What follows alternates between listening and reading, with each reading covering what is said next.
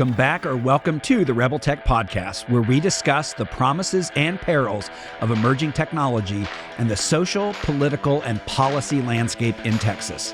I'm Zach Whiting, Policy Director and Senior Fellow at the Texas Public Policy Foundation. We're in the middle of a series exploring the top technology legislative priorities for TPPF in the 2025 legislative session. And today we're going to discuss the top technology priority, which is also a top 10 priority for the foundation: artificial intelligence. And with me to discuss all things AI is David Dunmoyer. Good to see you, David. Good to see you, Zach. You know, I have to say, this is, I love how we just shifted from whatever we were talking about before we went live on this podcast to your beautiful, perfectly poetic introduction. But if, you know, our intro conversation is any indication of what's to come in this podcast, this is gonna be a fun one. Tune in. So, AI is a topic that is, it seems like AI is everywhere. It's in everything. Everybody, you know, we want to make sure our water bottles have AI in them, or, you know, whatever. Why is AI an issue, and why, as a foundation, why are we taking this on? AI is indisputably the most consequential technology for the future of humanity. And as we have talked about in our research paper, as we'll continue to talk about, getting the balance between responsibility on the part of consumer protection and innovation, getting those things right means whatever state, whatever country figures that out, they are the dominant powerhouse technologically for perhaps the next century. So it has incredible consequences. And you know, Zach, I think when it's probably a year ago now, you were the one who was looking through where are the lowest hanging fruit in terms of where we can affect policy change at the state level. And, you know, as we know now, AI has been around since the 1940s, Yes. Since World War II era. We can talk about that. But we knew AI was going to be the issue heading into next session. And there's a couple of metrics that we look at TPPF that speak to why we engage on those issues. Yeah. You're the policy director. I'll let you take that. You know, what were we looking at when it came down to what the number one priority for our campaign was going to be? Well, we shifted, you know, originally last session looking at things like data privacy and kids' online safety. And really, you know, there are components of AI that feed that. AI is essentially data. So those data privacy pieces are important.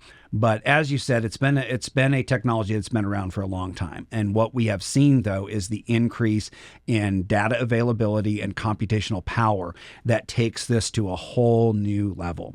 And so we really are having, I think, an important cultural conversation. We're having an important technological conversation, and we're having an important policy conversation about AI and its impact on humanity. And the overarching emphasis of everything that we do in technology policy is technology is a tool. It can be used for good or for bad, and it needs to be done to serve humanity.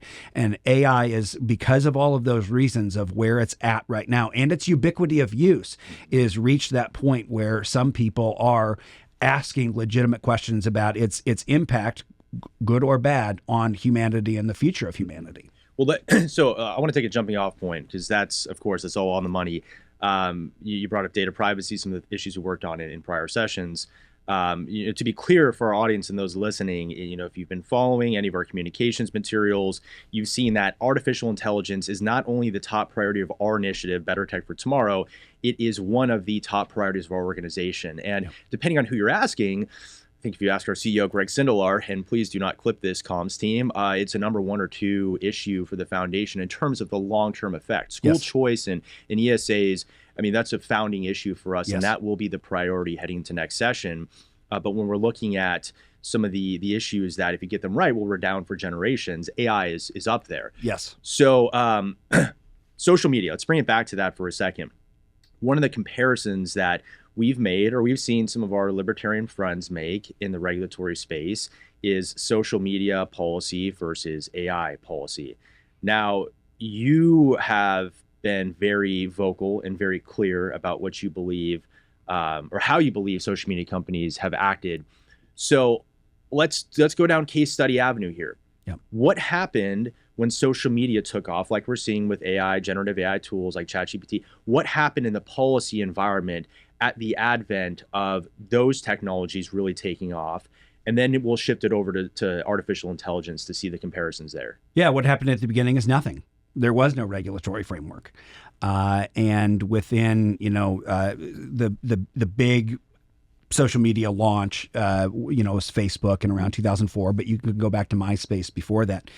In a period of less than 10 years, researchers were already observing a lot of harms that were already happening. And it wasn't really until recently that we even started having a conversation about putting any sense of regulation on social media. And so now we get to the AI space and people are, AI is already regulated. We don't need new laws. We don't, why do we, or we're going to regulate it out of existence. And, you can argue that, there's maybe some copyright considerations that people are litigating right now, federal law, by the way. But we are, I think, at a point where we need to have the regulatory conversation on the front end, because the Wild West of social media led to dead children. Okay. It just did. The research says it. We see the tragic stories every day. And the angst that we feel when we use our phones, we feel it in our bones. And so take a look at this technology, which I think in terms of its impact, it can be across all sectors, all avenues of life. This isn't just, a tool that you use to share funny cat videos. It can be used to cure cancer, and it can be used to exploit children. And it can be used for everything in between. It can help us automate what we do in the workplace and some of these administrative tasks. So having the conversation about the potential high-risk impacts of AI and its impact in those various case studies that we talk about in the paper, from the criminal justice system to the education, to transportation, to national security and elections and democratic integrity. Those are conversations that policymakers need to be having now, and thankfully they are. And big tech's going to try to stifle it. Libertarians are going to try to stifle it and say, you're going to regulate this out of existence. No, it's not about regulating it out of existence. It's about using it as a tool for the good of humanity and not to harm humanity. And if we can't agree on that point, then it's just a worldview difference. Well, in that, and very well said, and I want to underscore something that you highlighted, which is the lack of regulation on social media led to dead kids, which is an axiomatic fact. We have the research, we have the receipts. You can go on Google when they're not suppressing it and look at umpteen stories of the TikTok blackout challenge, where algorithms are promoting content that encourages kids to kill themselves, or exploitation that's happening on Facebook, on Instagram, and you see Facebook hide behind the shield and veneer of Section 230 saying, well, if these traffickers are finding kids and their victims on our platforms, we're protected. They know this is happening. Big tech is enabling this and abetting this by recognizing that their technology gets the most eyeballs on screen when they have incendiary content that's going to be toxic, harmful, and hurtful. So that didn't work. And I think to anyone listening, we can have a debate, and we're always willing to have discussions and sit down with anyone who sees things differently than us. We don't claim to know everything here. In fact, iron sharpens iron in this space, and there are some really smart folks who are on a different spectrum of the argument here. But I think everyone can agree that the social media case study did not work. And even on data privacy, that's something that I'm very passionate about too. And we see, I had a colleague who was asking today, why do we keep giving up human agency, and how does this keep happening? And Zach, you and I both know it's convenience. With the convenience of social media, or the ubiquity, as you used that word earlier, and we don't realize that it's the slow, subtle erosion of our rights that we're giving up voluntarily because social media is convenient, it's easy to use, it's fun, but our data is being given to rogue foreign actors who are using it to, in certain cases, sell to terrorist organizations or to stalkers that end up stalking and killing their victim, which has happened innumerable times, by the way. So, all right, I think you and I have made the case social media didn't work. So you said we need to have these conversations now, which is what we're doing. And I could take it 15 different directions from what you cut an advertisement for in terms of national security, healthcare, and all that. Let's start with our research paper. We had a very unique and first of its kind approach to how we wanted to provide our findings and recommendations in the paper. You as policy director, let's start. What was your thought process? Let's be more specific. In 2 sentences, what does this paper do for lawmakers looking to either introduce legislation on AI or vote on different AI bills. How is this a helpful tool? Principles don't fit within, legislation is a piece of paper with four corners and words on it. So we had to provide them the definitional tools to understand what AI is and how it is used. And then providing in the research paper a broad overview of how it's used practically in case studies, but more broadly as well, how other jurisdictions and other thinkers are thinking about creating that regulatory framework. It's both of those things. It's the definitions and it's the outline for how to create a bill that will meaningfully regulate AI. Yep. 3 sentences. 3 sentences. A lot of semicolons, but it works. Yep. And M dashes. And M dashes. And that's okay. Definitions are important. And I think we can each provide stories. I want to take a second to highlight a good AI policy, and then please build on this. Yep. House Bill 2700 from last session, Representative Guillen in the House introduced a bill that recognized child sex abuse material and predators who are using generative AI tools to create child pornography. They need to be prosecuted. Yes. And that's what the bill did. We learned in the process that if you say, as the bill does, the law does now rather, you have to be able to determine the actual child, that's the victim, in this AI-generated child sex abuse material. Prosecutors during the Senate criminal justice hearing in the interim said, we can't prosecute because some of these perpetrators and predators are mixing the identity of numerous children, or it's impossible to ascertain the actual child that's in this. And so this is where you found some language that we can add indistinguishable from, if it's a child indistinguishable from the original child. So by way of saying, getting the definitions right is the difference between locking up the bad guys and not. We provide a glossary of terms. And we both spent, and you in particular, and I will give you the credit because this was very tedious work. You looked through all the different legislation, whether it's the EU AI Act, New York City's law, Colorado, California, and you pulled a glossary of terms. Why is that comprehensive piece of definitions helpful and important?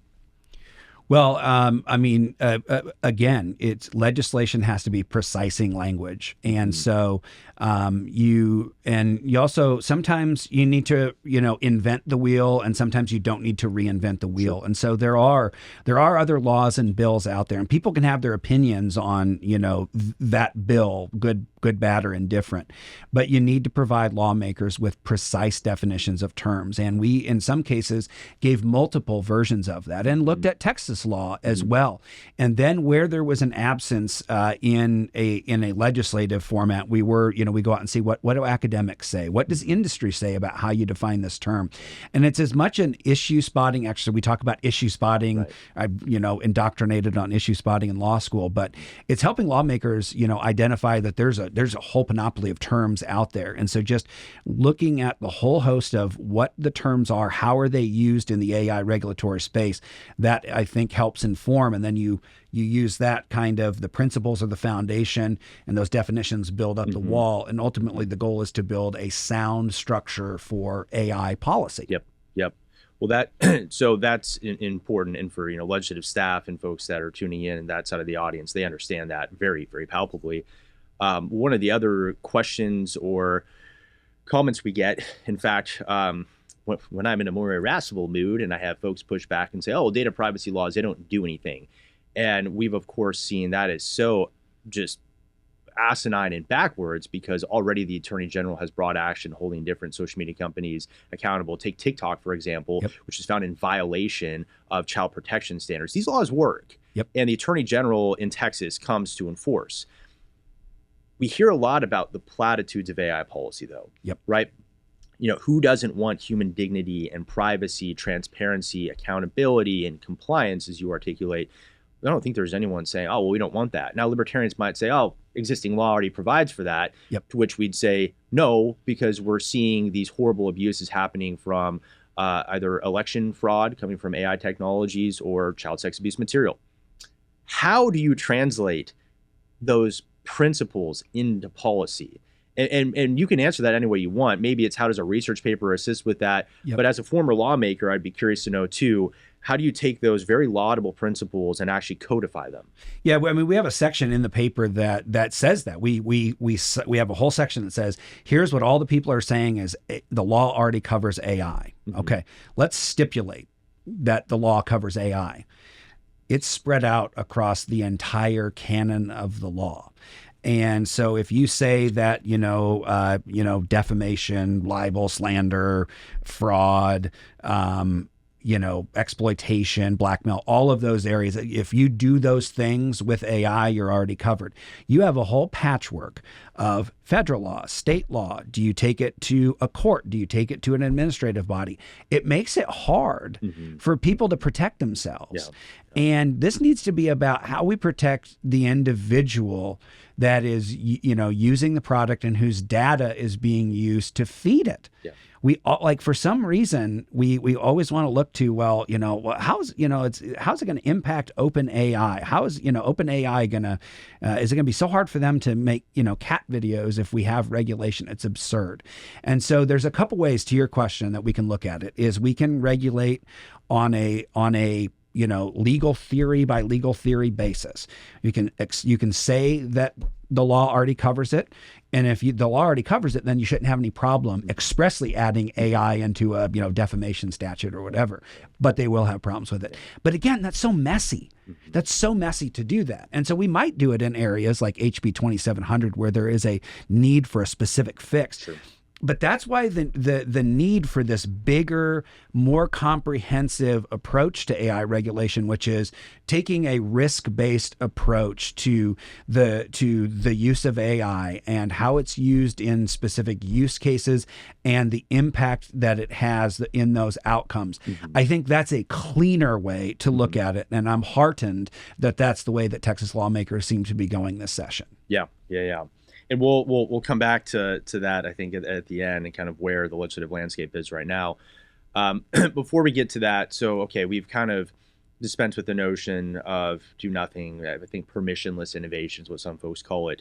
That has not worked in social media. And let's shift from that for a second here.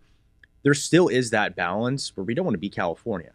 Yep. And Zach, we've in numerous media forums, in different podcasts, I think the right idea when Brian and Derek had us on, we talked about how Texas has proven that we can balance innovation with consumer protection. Yep.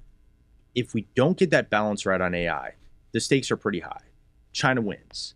If we want to go as dystopian as humanly possible, China develops artificial superintelligence, which is an AI system that surpasses the intelligence of the collective human species. Yep. And it can be incorporated into automated weapon systems and result in the complete cataclysmic demise of civilization as we know it. That's the more muted way of putting it. Happy Tuesday. Happy Tuesday. Whatever this goes live, happy whatever. My way of saying it is incredibly important that we get the balance right. And we have lawmakers that understand that. Yeah. I'll kick it to you.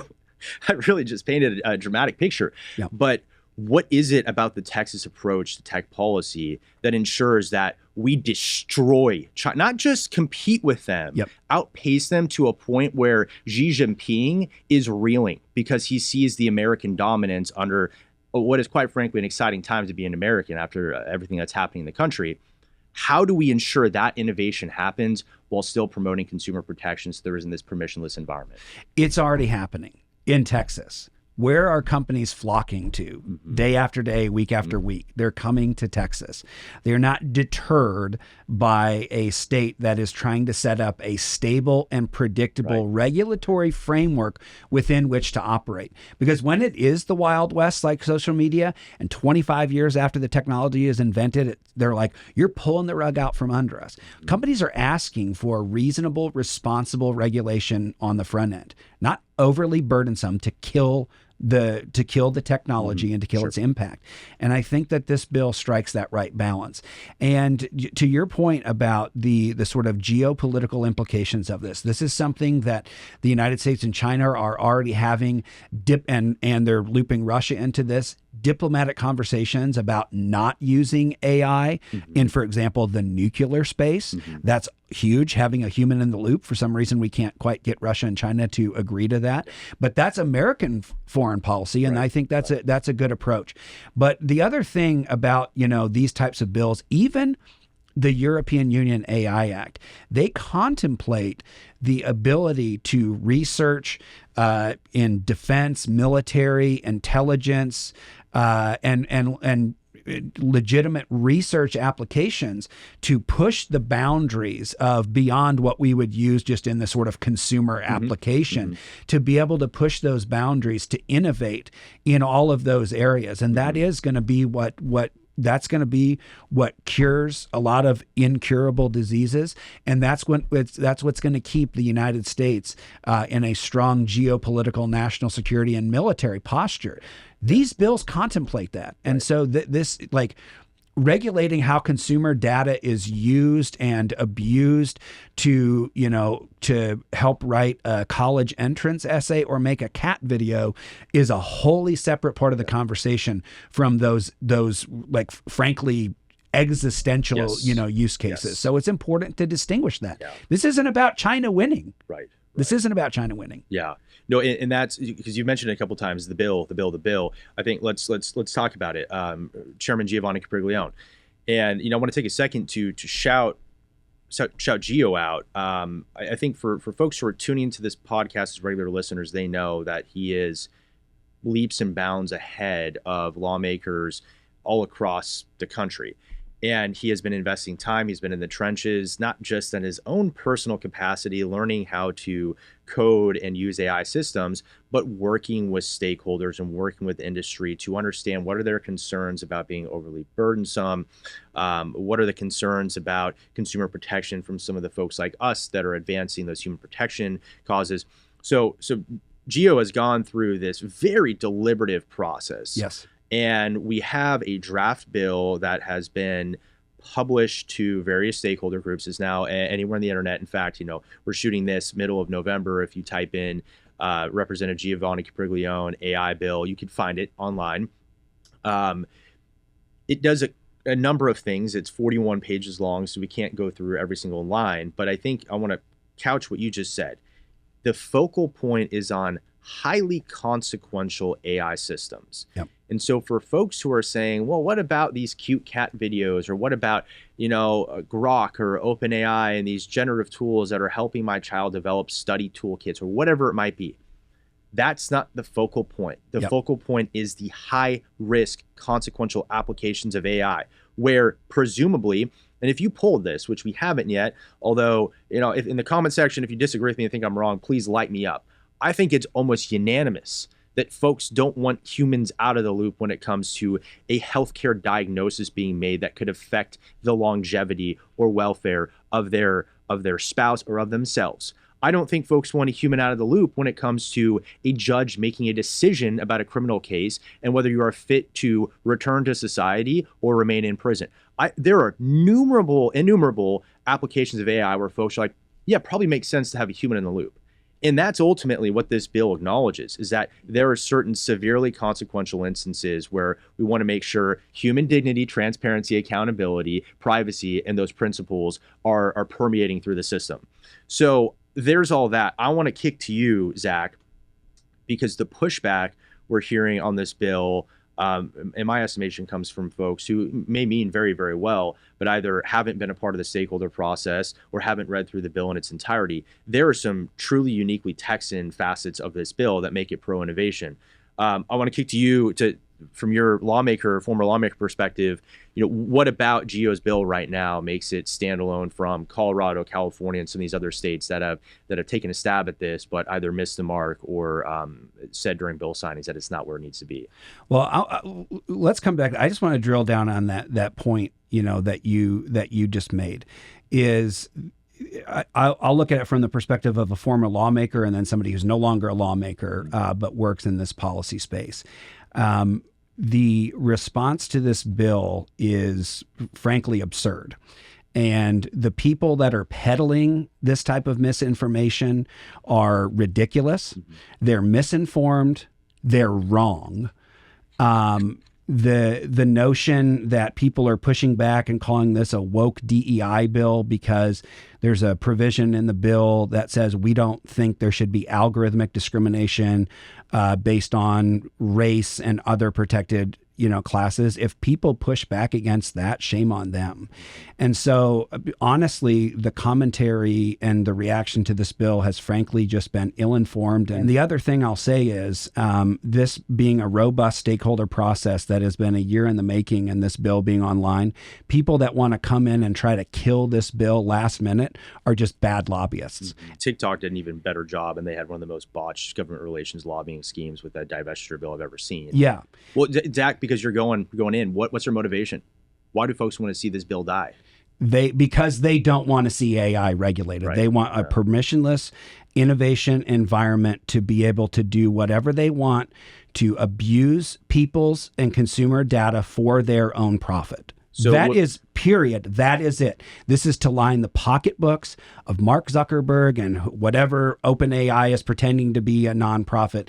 That's what this is about. These are companies that have just continued to create products that abuse the data and the welfare for their own profit, and shame on them. See, I wish you were more forthright and tell me how you actually felt about the pushback on this, Zach. Kidding, of course. Look, this is important because the stakeholder process in Texas is what makes our state so unique as a force in tech policy. I want to bring it now to the positive because I think the elephant in the room has been addressed. Yes. What's next for Texas? Just to tie it in and to filibuster for 30 more seconds here. Yep. We have our research paper. Yep. And by the time of this going live, that will also be live. And we have a tool for lawmakers. We call it the intellectual ammunition. So folks like Giovanni Capriglione or Senator Parker in the Senate, or all the 149 other House members and 30 other senators, as well as Governor Abbott and Lieutenant Governor Patrick, we now have the ammunition for them. Yep. We have a private sector bill that's in draft form. We have a public sector AI bill that's hopefully going to be introduced in the near future here. Still figuring out all the details on that. We have a lot of ingredients, and it's not even December yet. Yep. What should our listeners expect for AI policy in the 89th legislative session that starts in the next month and a half or so here? Yeah, so it's those two pieces, and I think it is important to distinguish that there is another bill out there that contemplates how AI should be used by government agencies, and that's a very important bill, and we've talked about that in previous episodes with previous guests, but I hope we'll dive into that more importantly. But what they should expect is a bill that is different than these other states. There are aspects of it that are in there. The risk-based framework, which is putting additional accountability, privacy, and transparency requirements on AI that is used in high-risk applications.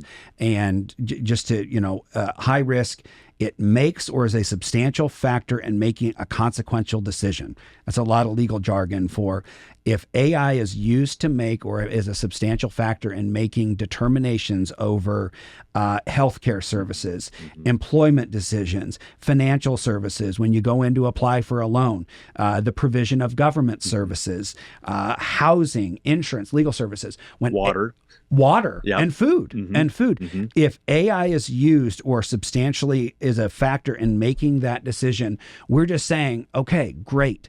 You plug all of that obscure data into your black box algorithm and it spits out this person should get a loan, this person should not get a loan.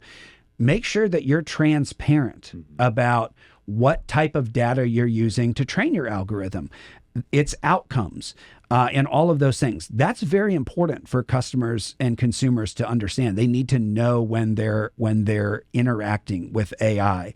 And I've been pretty down, on some of the actors because I think they're bad faith actors in this conversation. But the goal of the bill is not to punish those actors. It's compliance. And so the bill, I think, strikes that right balance of trying. They want people to comply with the law, and it's not about no AI use ever.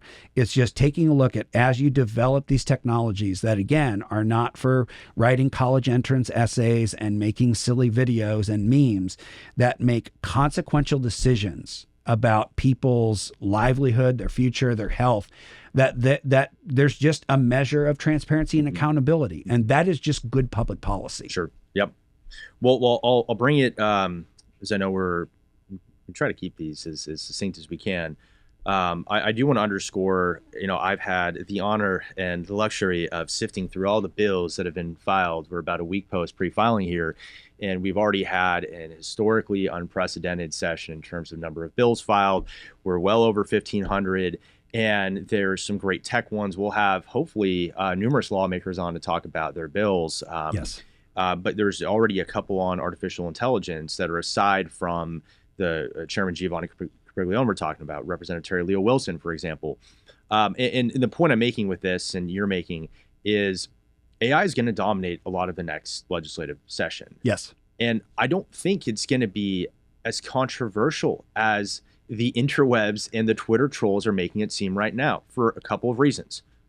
One, TBPF in our campaign, we have positioned all of our resources in a way that we can provide the intellectual ammunition, as I said earlier, to lawmakers. We're ready to go. Yes. Whatever lawmakers need to be successful on this, when it comes to the research, the commentary, the videos, for any staff listening, this is an open invitation. Send Zach an email, a text. We want to help.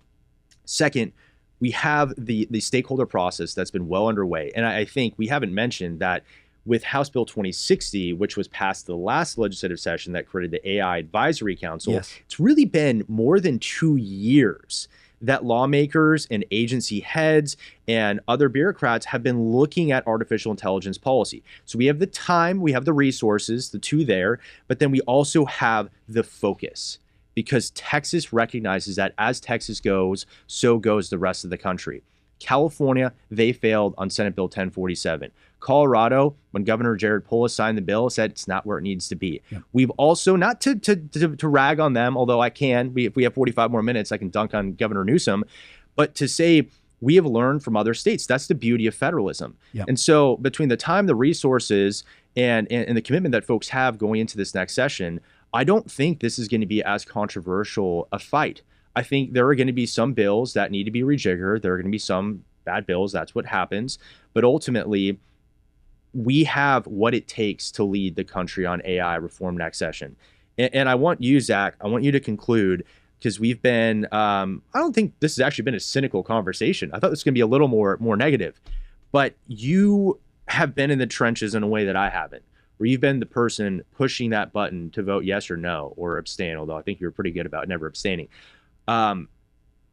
What makes you optimistic from the policymaker perspective, as we're a month and a half out from what will be fights and discussions on our number one priority? From a lawmaker perspective, what makes you optimistic for the next legislative session? The work that's been put in on the front end, the type of champions that are carrying the bill, and the substance of the bill themselves, I think all of those things are very heartening. And I do think that there are a lot of those. So we kept talking about the bill, the comprehensive framework, but that can only cover so much. And when we look at those very specific applications of AI in the deep fake and the child exploitation right. Context, possibly contemplating to the degree that state policy talks about intellectual property, any of those types of things that consider, the rights of creatives and stuff like that. This is the kind of stuff that it shouldn't,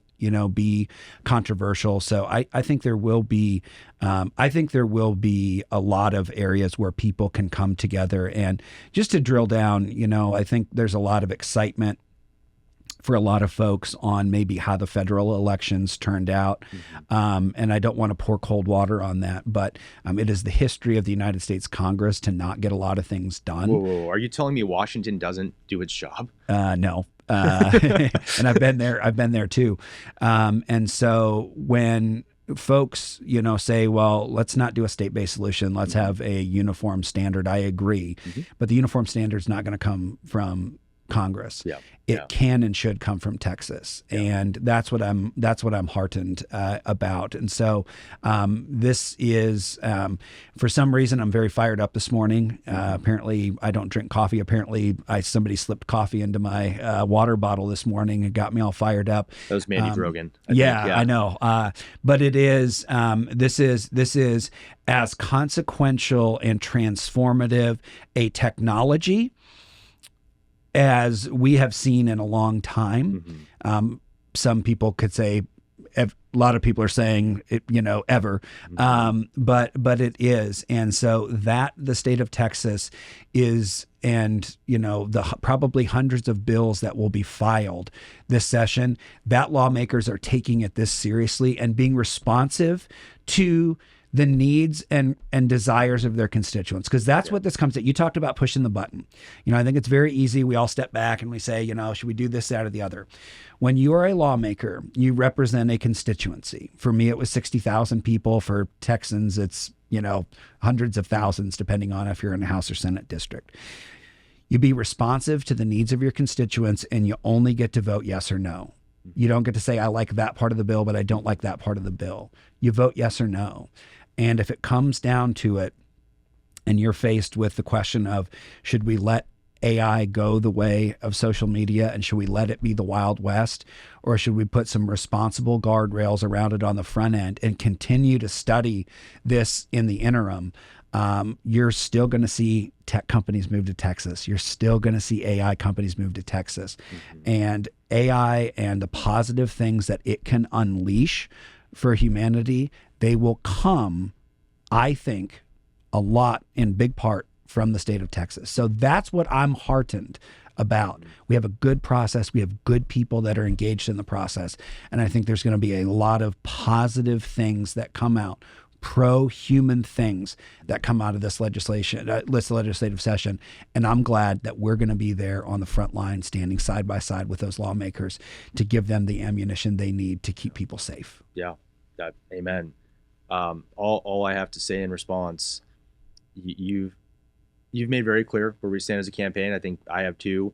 The conversations we have for folks that call us doomers or gloomers on AI, I think we're going to prove them wrong. I think next session, they're going to see that Texas can lead the way, to your point, by balancing those two pieces. And we're ready to rock and roll. But with that, I'll let you lead us out, Zach, because you're more structured and you have better format on closing this out. So I don't know if you want to shout out the research paper or anything in specific. Yeah, I do. So we will have a research paper. It will come out the week that we're recording, this. Right. And it's a comprehensive research paper. We put a lot of work into it. Laying out the history of what AI is, what the technology is, what the various use cases are, how different jurisdictions are looking at the regulatory environment. Again, the dozens of use cases, and then some policy ideas that I think actually align well with what other lawmakers are saying. So I hope that's a tool. I hope it's a value add to the conversation. There's people that aren't going to like the substance, of maybe the recommendations, but I think the overview is very helpful. Between this podcast, we'll do some more videos. We have an event again the week that we're recording this, but we'll have that on our website that people can watch. And so again, we've done a lot of work on the front end to try to provide, I think, sound research and policy recommendations, and using the tools that we have to amplify it. And so I think the people of Texas will look back on this legislative session and realize, maybe not right away, maybe it'll take a couple of years, but this will be, I think, one of the more consequential legislative sessions, certainly on tech policy, and I think some of our other top priorities for the foundation as well. So it's an exciting time to be alive in Texas. Yeah, amen. Well, with that, texaspolicy.com for all other communications materials, the research paper, and all forthcoming AI products. For now, let's do this event. I feel like I don't know when this is going to publish. We've just broken down the fourth wall as we always do. Yes. But Zach, let's go. Let's do this thing. Yep. Looking forward to it. And again, I want to thank you all for joining us for this week's episode. We really appreciate you being here. In future episodes, we'll dive into more of the policy ideas lawmakers should consider going into the 2025 legislative session. And we'll see you again soon for another exciting episode of the Rebel Tech Podcast.